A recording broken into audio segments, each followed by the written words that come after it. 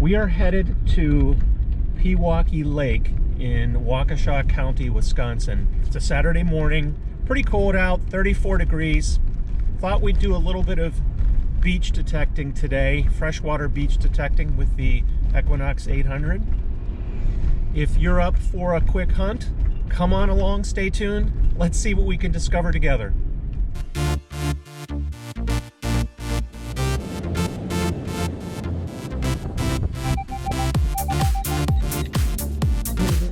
Pretty deep. I think I may have it out.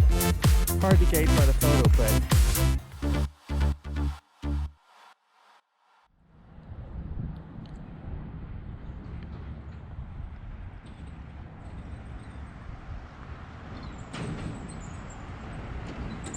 well, here we are at Lakefront Park in Pewaukee, Wisconsin. Beautiful small town.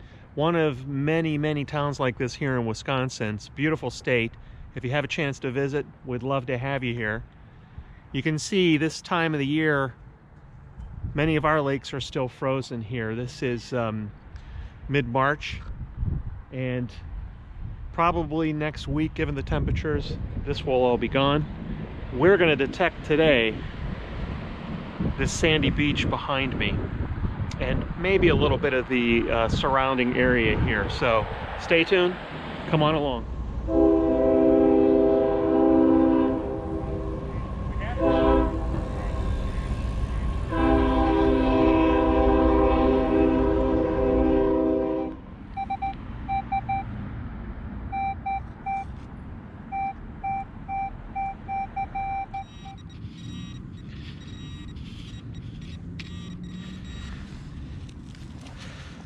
Okay, finally found my first nickel here with the Equinox. There we go, that's one. I think there were a couple things down here though, let's see.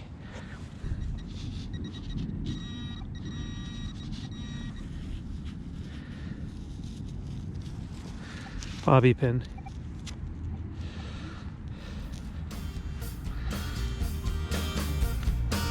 I grew up with two sisters. That's a bobby pin, and two daughters.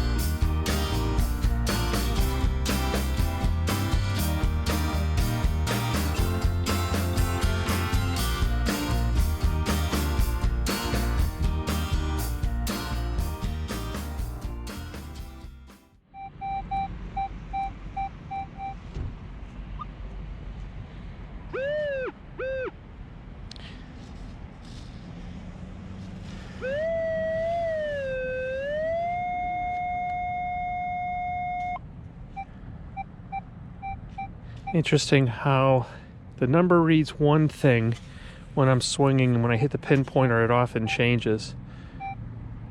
It's bouncing around quite a bit, so don't trust this signal. I'm going to dig it just to learn. Could be a penny. Corroded Lincoln penny. We'll see. Okay, what that was picking up, it looks like. Yep. Corroded. I don't think that's a bottle cap. I think that's a coupler, maybe. What's in there? Go. Here it is. Modern day Lincoln Memorial.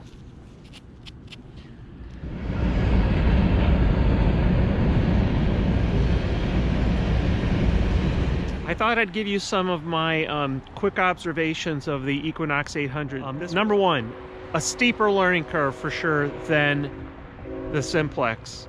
Number two, I'm very pleased with the telescoping carbon shaft. That's working out really well. Number three, the VDI scale, the target ID scale, is 0 to 4950 on the Nox. It's much more compressed than the Simplex, which goes up to 99-100. and I'm finding it a bit jumpy. So it's going to take me a while to get used to those signals. And I'll end it there. Maybe you can hear the train coming into town. We'll see if we can get another dig in before the end of the day here. Well, okay, location number 2 here. We're gonna try to find something cool today. I'm in a local park, but if you notice, it borders a pretty old home here, right behind me. And there's also a volleyball area over here and some picnicking areas, so it will probably be a little trashy, but we're gonna give it a try. Here's my little cheat sheet that I've made with my VDI card on it. Could be a dime, most likely Roosevelt dime. We'll give it a dig and try. Okay, well, whatever it is, it's out of the hole. It's right there. 71 or 74, 1971 penny. Pretty good shape. 30, 31.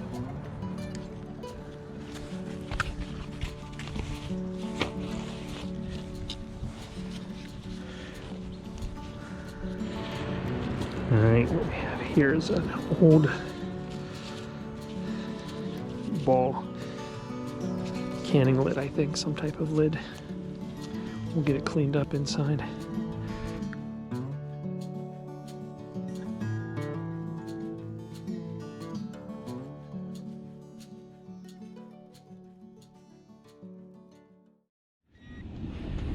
That's what I thought, right there.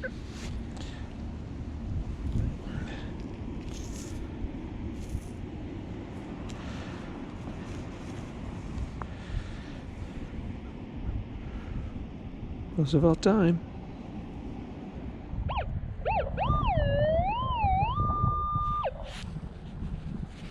This is probably a dime.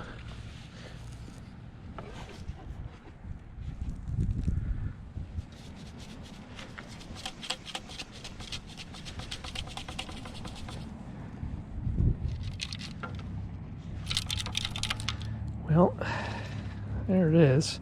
Pretty small. In there, that's a dime, pretty sure.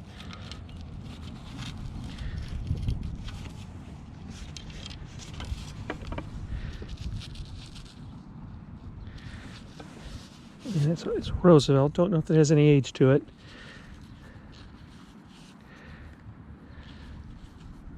Ah, look at that. Hey, hey. Got our first Mercury. Excellent. Mercury dime. Let's turn it around here. See if we can get the year off of it. Not in great shape by any measure.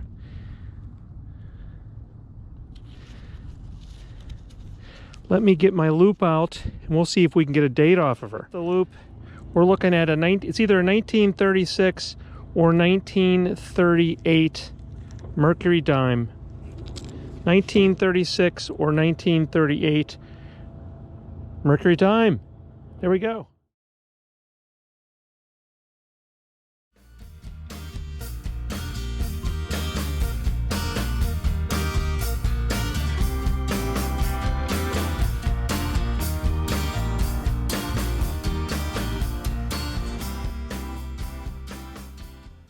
Mercury dime has some really interesting history. This is a 10-cent coin struck by the U.S. Mint from 1916 to 1945. It was referred to at the time as the Winged Liberty Head dime. It gained its common name because of the depiction on the front of what is actually a young lady Liberty who's identifiable by a winged Frisian cap, but is still to this day confused with the image of the Roman god Mercury. The back of the coin features an olive branch along with something called a Roman fasces. This is comprised of an axe tied to a bundle of rods. Fasces were carried by Roman officials as symbols of authority.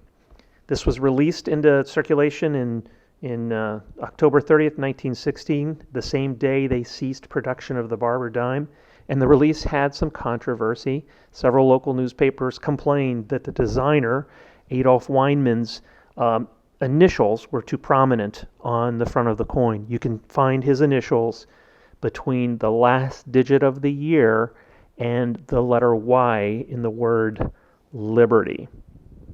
Fast forward to 1945, when the death of President Franklin Roosevelt brought immediate calls for some coin to be issued with his image in honor of his service.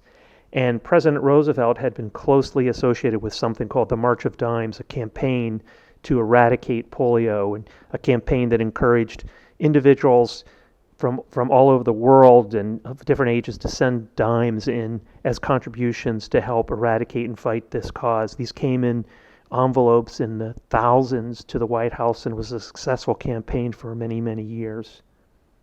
Fast forward to 2016, the U.S. Mint once again released a centennial version of the Mercury dime, this time in gold, on April 21st, 2016. It was very successful and immediately sold out.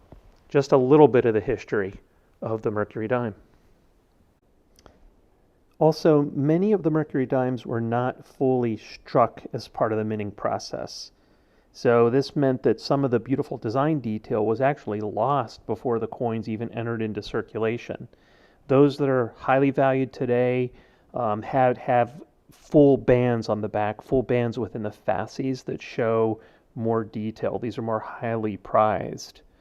Also, when they were circulated, the back of the coin tended to wear more easily due to a lower rim in relation to the relief, the front of the design. So most well-circulated Mercury dimes show more wear to the reverse, and in fact that's the case with the one that I found in this video. Well, that was really exciting, but I'm just amazed. I found that Mercury dime in this hole right here. Couldn't have been more than, I think, 6 to 8 inches down, and right next to a lifeguard chair.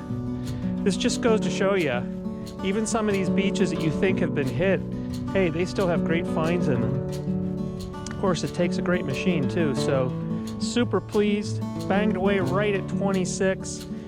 That's actually my first silver with the Mind Lab, so really pumped.